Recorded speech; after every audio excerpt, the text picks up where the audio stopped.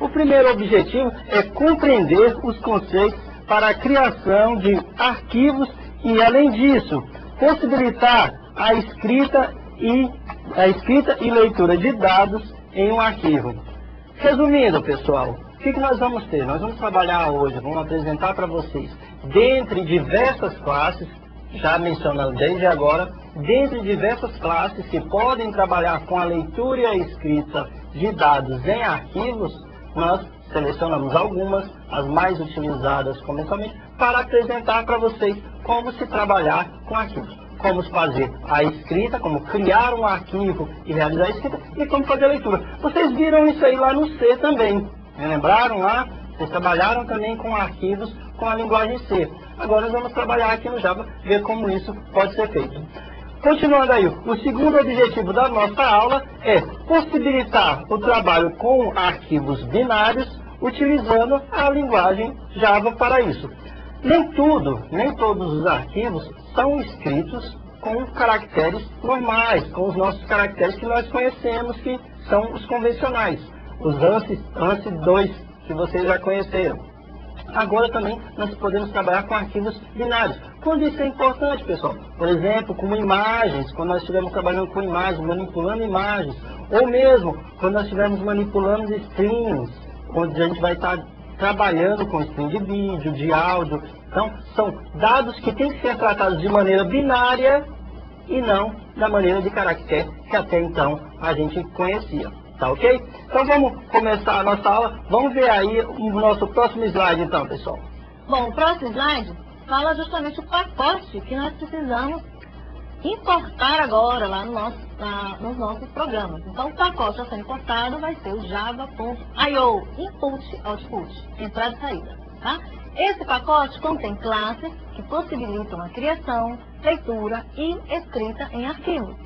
Nós temos que os arquivos são classificados em dois grupos. Essas classes desse pacote Java.io são classificadas em dois grandes grupos. São a entrada de dados e a saída de dados.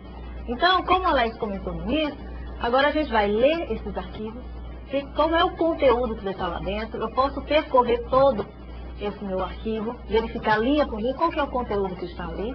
Eu posso também fazer uma modificação, ou num determinado campo específico, ou eu criar um arquivo já existente, eu sobrepor aquele arquivo, eu não quero mais aquele arquivo, eu quero um outro arquivo com o mesmo nome, mas agora com conteúdo diferente.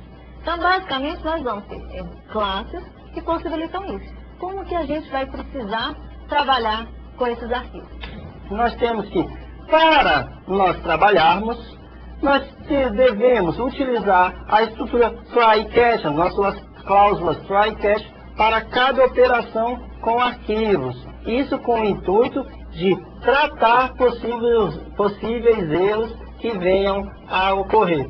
Normalmente, pessoal, nós temos uma classe para tratar essas exceções que podem acontecer quando vocês estão trabalhando com arquivos, que é a IO Exception. Nós mencionamos lá que nós poderíamos ter diversas classes, né, para tratar os mais diversos tipos de problemas. A abertura ou trabalho com arquivos é um deles. Então, para isso, existe a classe IO Exception, correto? A entrada de dados consiste na leitura de dados em um arquivo para a nossa aplicação. Para isso, nós podemos trabalhar com as classes, olha, observem elas aí ao lado, FileReader e Scanner. A FileReader, ela é responsável por instanciar um objeto que vai, no caso, carregar o nosso arquivo. Mas e aí? Acabou? Não, pessoal, a gente tem que ter alguma classe que vai nos auxiliar a percorrer todo o nosso arquivo, todo o nosso, não o buffer, mas vamos dizer assim, o nosso arquivo, para que ele possa ser impresso, para que nós tenhamos uma saída no monitor, tá ok? Bom, no próximo slide, fala um pouquinho sobre o FileReader.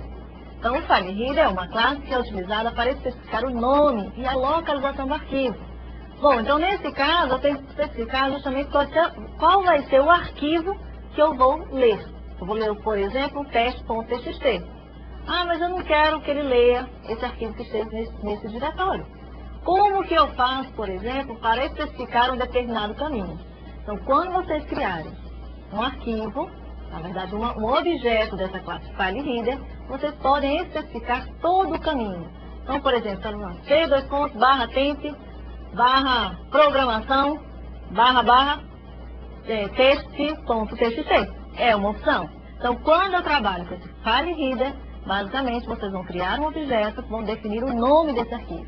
Mas, além disso, vocês podem especificar qual caminho, caso ele não esteja sendo utilizado no mesmo diretório que o arquivo .java esteja. Isso é bastante importante.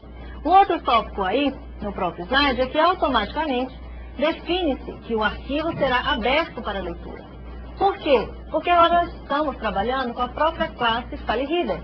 Ao criar um objeto, eu já estou especificando que esse arquivo é para leitura. Reader, leitura. File de arquivo. Então, esse objeto já é uma leitura, vai abrir um arquivo para leitura. Tá? Na sequência, temos mais um slide, que é o scanner, e que também é utilizado para captura de dados vindos do teclado, que até o Alex comentou, que era aquele system.in.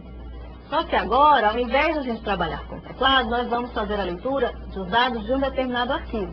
Então, nós vamos precisar de um objeto dessa classe scanner. Bom, mas agora essa scanner ela vai ter que se comunicar com esse arquivo que foi definido, que é um objeto, lá da classe FileReader. Então, vai precisar dessa comunicação aí. Então, ao invés do system.in, nós vamos especificar ali como parâmetro justamente o objeto dessa classe FileReader, que automaticamente vocês vão poder associar a um determinado arquivo, na máquina. Temos aí mais um ponto em que no construtor especifica-se o objeto que aponta para o arquivo. Então, é justamente isso. Então, quando eu criar um objeto dessa classe scanner, eu vou estar especificando o objeto que está onde? Lá no FileReader. Então, essas duas classes elas vão trabalhar juntas para vocês fazerem uma leitura aí de um arquivo de texto, né? Texto plano, de caracteres, basicamente. É isso mesmo, pessoal. Isso é importante lembrar. A classe FileReader, ela vai trabalhar, ela vai possibilitar que vocês trabalhem com a questão de caracteres, de texto simples, a Teresa mencionou. Então, na FileReader e com a Scanner, nós estamos trabalhando com o quê? Nós estamos trabalhando com a nossa saída, com classes que são do grupo de saída, que vão apresentar algo para, no caso, para a aplicação de vocês. O próximo slide, Alex, é justamente atenção do pessoal, que essa estrutura while, que estava aí no programa, ela foi necessária para fazer a leitura linha a linha do arquivo. Então, pessoal, nós temos que percorrer, nós estamos fazendo uma leitura de todo o conteúdo daquele arquivo. Então, aquele while, então, enquanto tiver uma próxima linha, então, has next line, então, enquanto aquilo ali for verdadeiro, ele está obtendo cada linha daquele arquivo e está imprimindo aí. É uma forma, por exemplo, de você percorrer todo determinado arquivo. Né? Existem outros métodos que a gente utiliza, por exemplo, o EOF, o End of File, não sei se você já ouviu falar, mas é uma possibilidade de você percorrer todo o arquivo até que você chegue nesse caractere. É um caractere que indica que, opa, chegou no final do arquivo, olha, não existe mais nada além disso. Então, é uma forma de percorrer todos os dados daquele arquivo. Não é isso, Alex? É isso aí, pessoal. Então, continuando aí, nós ainda também podemos trabalhar com o processo de escrita, né? Que é muito importante. Nós realizamos a leitura, então agora nós vamos realizar o processo de escrita dentro de arquivos. Então vamos observar aí o nosso outro grupo que a Teresa mencionou, que é a saída de dados da aplicação. Na nossa entrada, nós estamos entrando com dados, recuperando os dados para dentro da aplicação, então está entrando dados, agora vamos estar saindo com dados da aplicação, saindo com dados para onde? Para um arquivo. Então, para nós criarmos isso, para nós trabalharmos dessa maneira, nós temos que também utilizar a classe IOException, pessoal, para tratar as nossas exceções que podem ocorrer também no processo de escrita. Assim como no processo de leitura, pode ocorrer uma exceção também na escrita. Como? Também não localizando o arquivo, mas aí a nossa classe, que nós vamos conhecer aí daqui a pouquinho, ela trabalha da seguinte maneira, ela vai possibilitar criar no momento, caso não exista. Tá ok? Então, a IOException é interessante, esse tratamento de exceção é